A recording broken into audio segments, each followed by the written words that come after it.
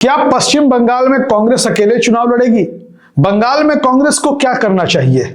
तृणमूल कांग्रेस यानी कि ममता बनर्जी कांग्रेस के साथ गठबंधन करना नहीं चाहती।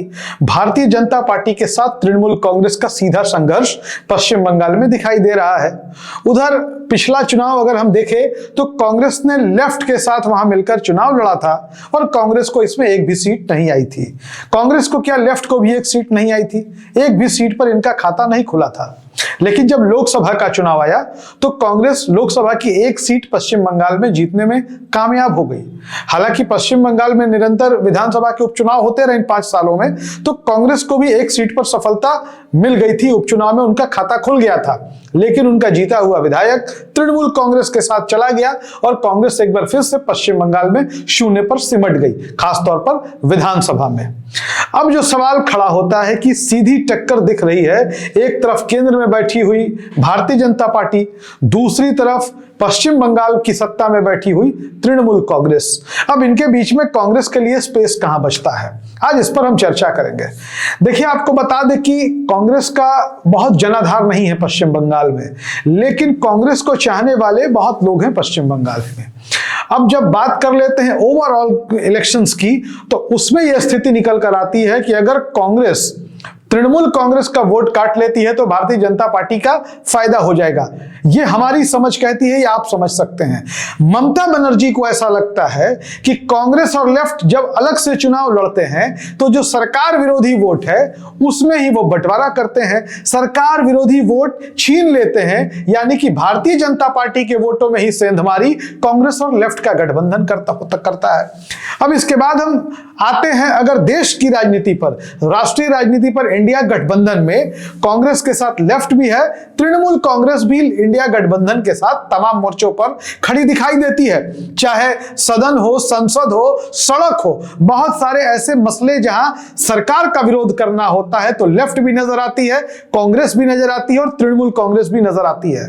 पश्चिम बंगाल के साथ साथ केरल में भी चुनाव होता है और बता दें कि बड़ी दिलचस्प कहानी है केरल की, जहां पश्चिम बंगाल में लेफ्ट और कांग्रेस एक होकर चुनाव लड़ते हैं, गठबंधन करते हैं, तो वहीं केरल में क्या होता है? केरल में कांग्रेस और लेफ्ट आमने सामने होती है, लेफ्ट और कांग्रेस के बीच ही लड़ाई होती है। अभी लेफ्ट की वहां सरकार है और कांग्रेस उसको सीधी टक्कर दे रही है। संभव है कि अगर लेफ्ट की वहां हार हुई तो कांग्रेस सरकार बना लेगी, और कांग्रेस अगर फिर से सरकार बनाने में असफल रहती है केरल में तो लेफ्ट की सरकार रह जाएगी।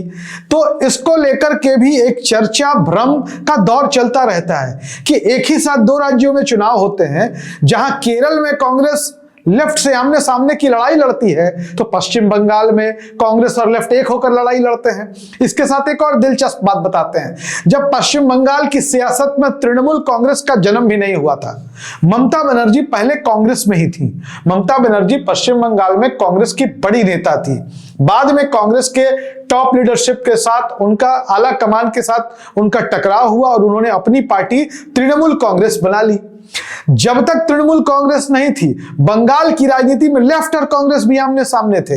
इधर लेफ्ट चुनाव लड़ती थी, इधर कांग्रेस चुनाव लड़ती थी, दोनों आमने सामने की लड़ाई लड़ते थे और लगभग 34 सालों तक बंगाल में लेफ्ट का लाल झंडा लहराता रहा। वाम दलों की सरकार बनती रही, कांग्रेस चाहकर भी चुनौती नहीं दे पाती थी। कांग्रेस की सीटें बढ़ती थी, 10-20 कभी घट भी जाती थी, तो ऐसे ही लड़ाई चलती रही।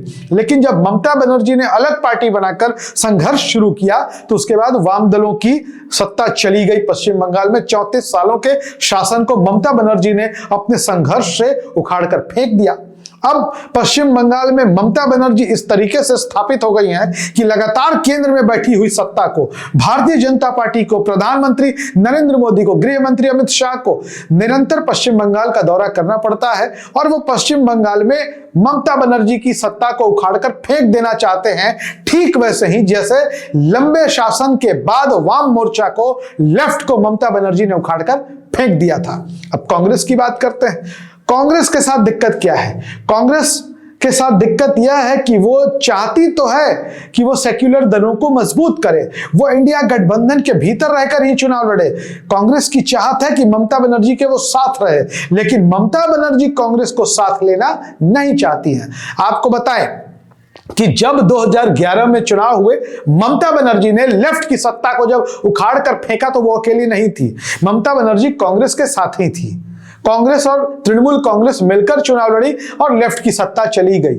लेकिन जैसे जैसे समय गुजरता गया, ममता बनर्जी को लगा कि उनको कांग्रेस की जरूरत नहीं है, उन्होंने कांग्रेस को साइडलाइन कर दिया। तो कांग्रेस तो ऐसा है नहीं कि चुनाव लड़ना छोड़ देगी। कांग्रेस एक राष्ट्रीय पार्टी है, कांग्रेस को चुनाव लड़ना ही है, उसको किसी न किसी सहयोगी की जरूरत है, क्योंकि पश्चिम बंगाल में उसकी ताकत इतनी नहीं है कि वो आमने सामने की लड़ाई तृणमूल कांग्रेस से लड़ सके या बीजेपी को टक्कर दे सके। तो कांग्रेस वहां लेफ्ट के साथ मिलकर चुनाव लड़ती है। लेफ्ट का तो कुछ जनाधार है, वैसे लेफ्ट का भी पूरी तरीके से किला उखड़ चुका है पश्चिम बंगाल से। लेकिन अब एक बात यहां यह पैदा होता है कि कई लोग ऐसा मानते हैं जो पश्चिम बंगाल में कांग्रेस को समझते हैं, कांग्रेस की राजनीति करते हैं, कि अगर ममता बनर्जी एक बार उखड़ गई और भारतीय जनता पार्टी सत्ता में आ गई तो भारतीय जनता पार्टी के सामने कांग्रेस उसको चुनौती दे सकती है, क्योंकि दोनों ही राष्ट्रीय दल हैं। लेकिन उसके लिए क्या करना होगा? उसके लिए ममता बनर्जी को उखाड़कर फेंकना होगा।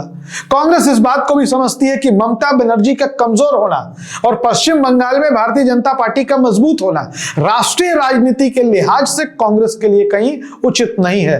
कांग्रेस को सिर्फ पश्चिम बंगाल नहीं देखना, कांग्रेस को राष्ट्रीय राजनीति करनी होती है। कई लोग कहते हैं कि कांग्रेस को बिहार में अकेले चुनाव लड़ना चाहिए। अभी कांग्रेस की मीटिंग हुई और कांग्रेस की टॉप लीडरशिप के साथ बिहार के निर्दलीय सांसद पप्पू यादव भी मौजूद थे, जो पूर्णिया से निर्दलीय सांसद हैं। उन्होंने कह दिया कि कांग्रेस के सामने असीम संभावनाएं हैं, अपार संभावनाएं हैं, बिहार में उनको अकेले चलना चाहिए, राजद से अलग रुख अख्तियार करना चाहिए, अलग रास्ते पे चलना चाहिए। लेकिन कांग्रेस की मजबूरी है, राष्ट्रीय राजनीति में उनको राष्ट्रीय जनता दल की भी जरूरत है। राजद के 4 सांसद लोकसभा में भी हैं और राज्यसभा में भी उनके सांसद हैं, और जब जब संसद चलेगी, सदन के अंदर सरकार को घेरना होता है, तो राजद के सांसदों की जरूरत कांग्रेस को पड़ती है।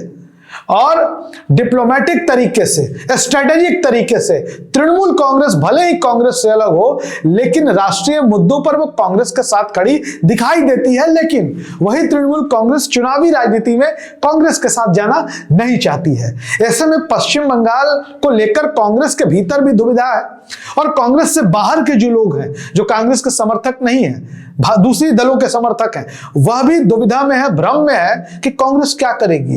कांग्रेस हारना कोई नहीं चाहता, लेकिन कई मामले ऐसे आ जाते हैं कई जगहों पर जहां पर आपको अपनी जीत की संभावनाओं को भी दरकिनार करना पड़ता है। लिहाजा कांग्रेस के लिए पश्चिम बंगाल मुश्किल तो है, नामुमकिन भी है, लेकिन सबसे ज्यादा कांग्रेस के लिए कंफ्यूजन पश्चिम बंगाल से ही आता है। बहरहाल, आप क्या सोचते हैं पश्चिम बंगाल की सियासत पर और कांग्रेस का जो रुख है और ममता बनर्जी और बीजेपी के बीच की जो सीधी टक्कर है? अपनी राय कमेंट बॉक्स में जरूर लिखेंगे, और आप यहां तक आ ही गए हैं तो हमारे चैनल को सब्सक्राइब जरूर करें। धन्यवाद।